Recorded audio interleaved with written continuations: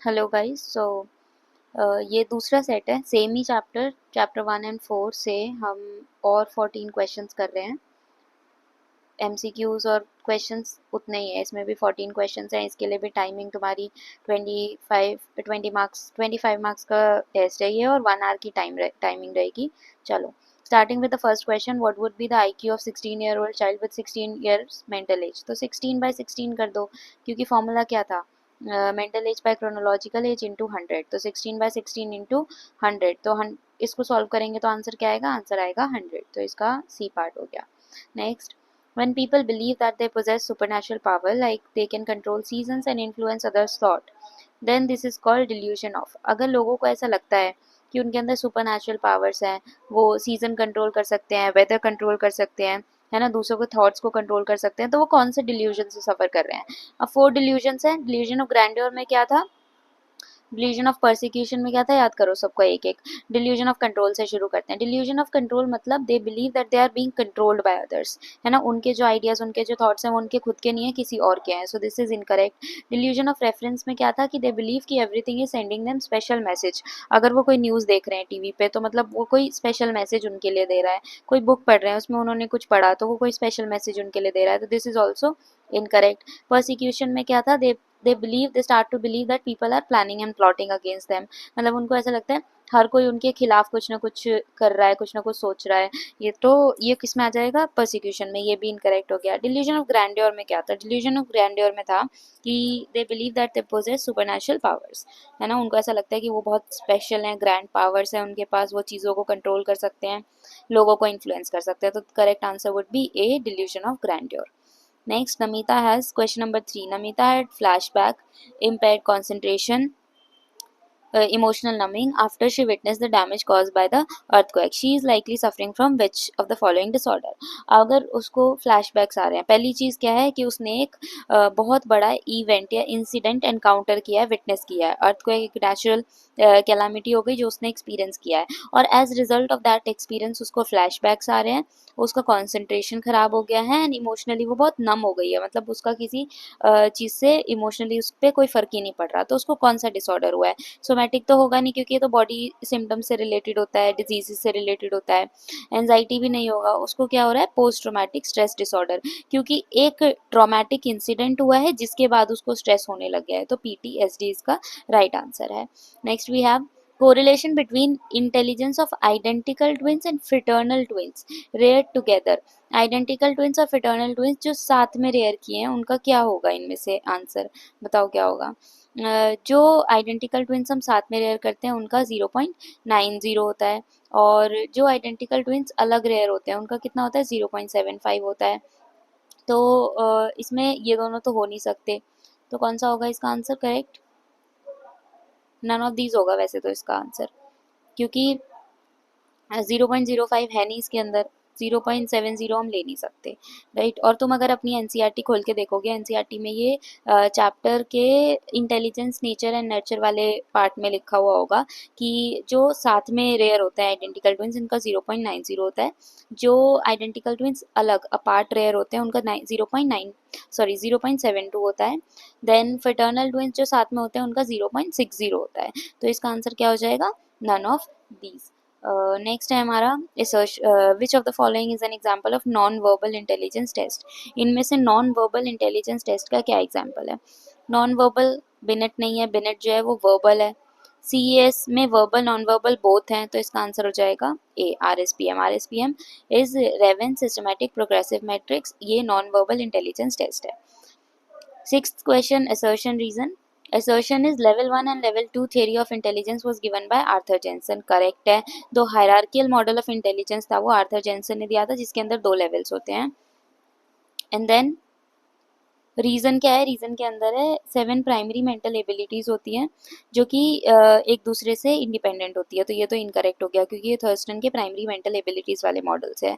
तो assertion is true, reason is false. Partial or complete loss of body function after a traumatic event is characteristic of which disorder। एक traumatic event के बाद अगर body जो है वो अपना फंक्शन पार्शियली या कम्प्लीटली लूज कर देती है, खो देती है, तो वो कौन सा इनमें से कौन सा डिसऑर्डर होगा। ऑटिज्म नहीं होता, ओसीडी भी नहीं होता, बाइपोलर भी नहीं होता। The correct answer is conversion disorder.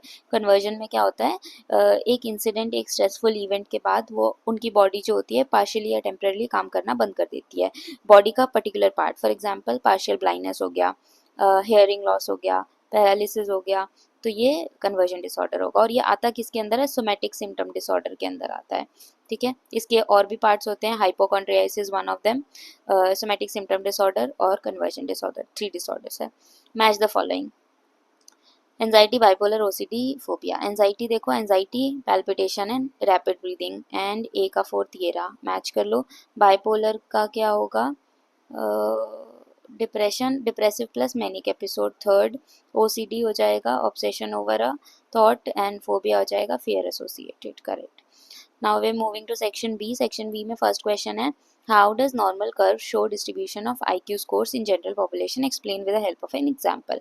इसके अंदर नॉर्मल डिस्ट्रीब्यूशन कर्व ड्रॉ करना है ऐसे, ठीक है, एंड सिर्फ ड्रॉ नहीं करना, उसको लेबल भी करना है कि this is the middle point, then यहाँ 70 to 90 जो होता है इट इज़ एवरेज, ठीक है, फिर 55 तक बिलो एवरेज, फिर उससे नीचे एक्सट्रीम रिटार्डेडनेस, और रिटार्डेडनेस की भी 4 कैटेगरी है, mild, moderate, severe, profound, then superior, high superior. इनको ऐसे लेबल करना है properly, and if you want table draw कर दो कि 55 to 70 कितना होगा ऐसे करके। और इसकी टेबल अगर तुम्हें चाहिए तो एनसीईआरटी में मिल जाएगी।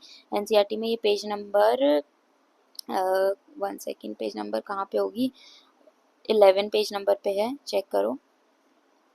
टेबल भी है, classification of people on basis of IQ, and उसके नीचे उसका डायग्राम भी है, normal curve pattern showing distribution of IQ. दोनों चीज़ें ड्रॉ कर देना, 2 आउट ऑफ 2 मार्क्स मिल जाएंगे। Next we have question number 12, do you agree with the statement psychological disorder develop when diathesis is set off by stressful situation.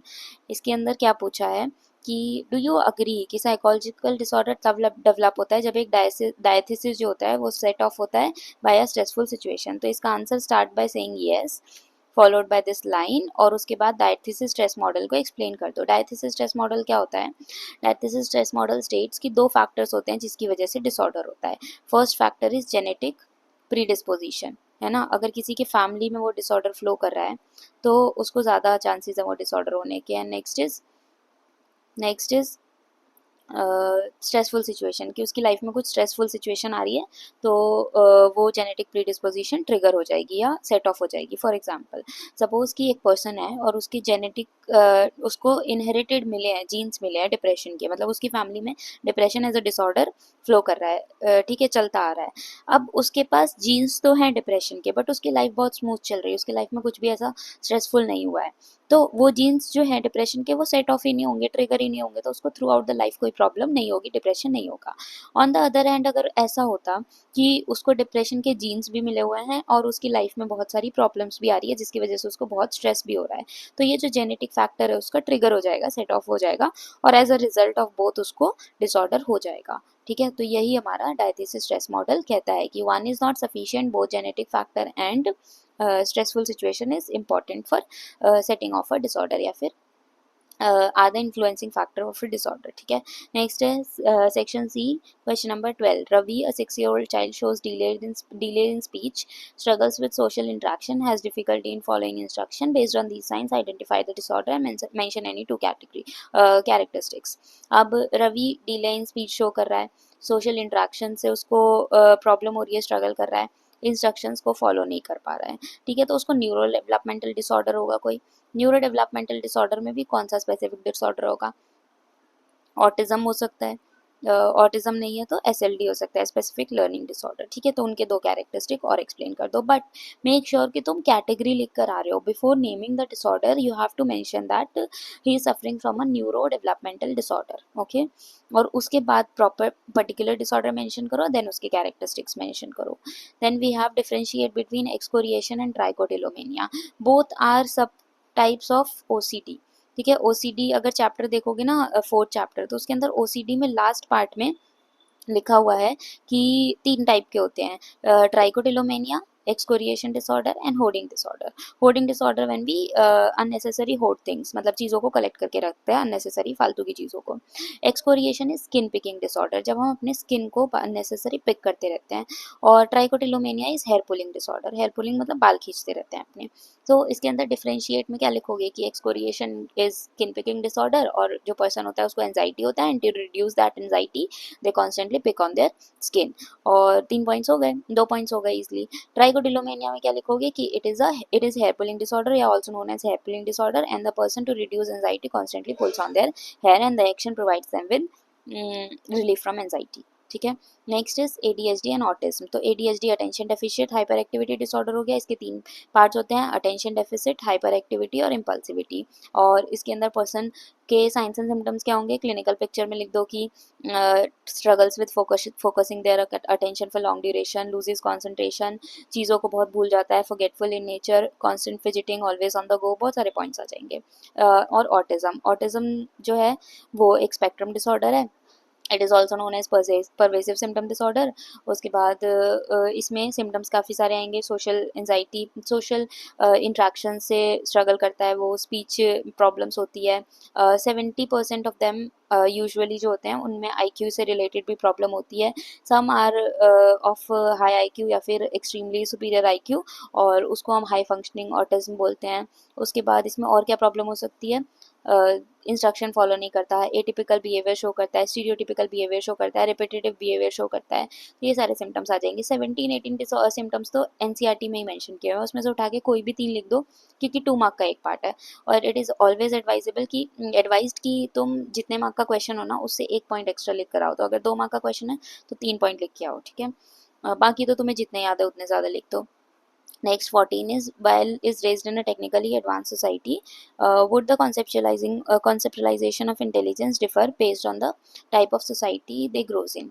Very good. अब society का हमारे intelligence पे क्या इम्पैक्ट पड़ता है ये बताना है इसके अंदर। तुमने अपने चैप्टर में देखा होगा, एक पार्ट है society and intelligence, page number कौन सा है, एक सेकेंड, कल्चर एंड इंटेलिजेंस से शुरू हो रहा है वो पार्ट, पेज नंबर 15-16 पे पूरे में है।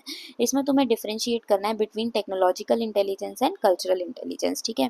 टेक्नोलॉजिकल इंटेलिजेंस क्या होता है, जो हम वेस्टर्न सोसाइटीज़ में देखते हैं। वेस्टर्न सोसाइटीज़ में वो किस चीज़ को प्रायोरिटी देते हैं, ऐसी स्किल्स, मतलब ऐसी प्रैक्टिसेस, ऐसी चीज़ें वो अडॉप्ट करते हैं जिसमें speed, abstraction, generalisation, mental manipulation, इन चीज़ों को वो बढ़ावा दे सके या डेवलप कर सके, ठीक है। तो उस टाइप ऑफ बिहेवियर को हम बोलते हैं टेक्नोलॉजिकल इंटेलिजेंस।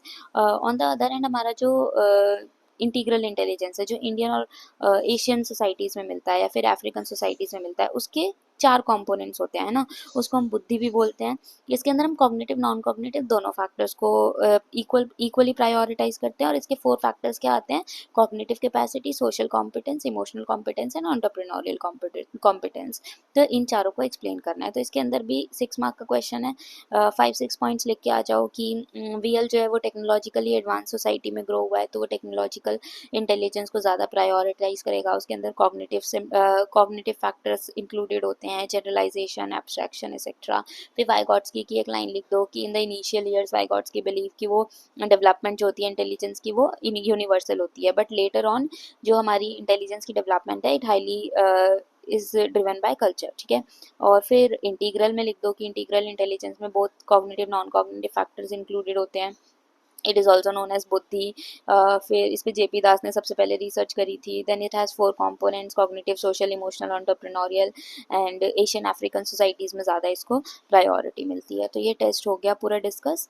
इसको मैच कर लेना answer. If you want solved answer की तो कमेंट करके बताना, मैं वो शेयर कर दूंगी फॉर बोथ द सेट्स, इसके लिए भी और इससे पहले वाला जो सेट है उसके लिए भी।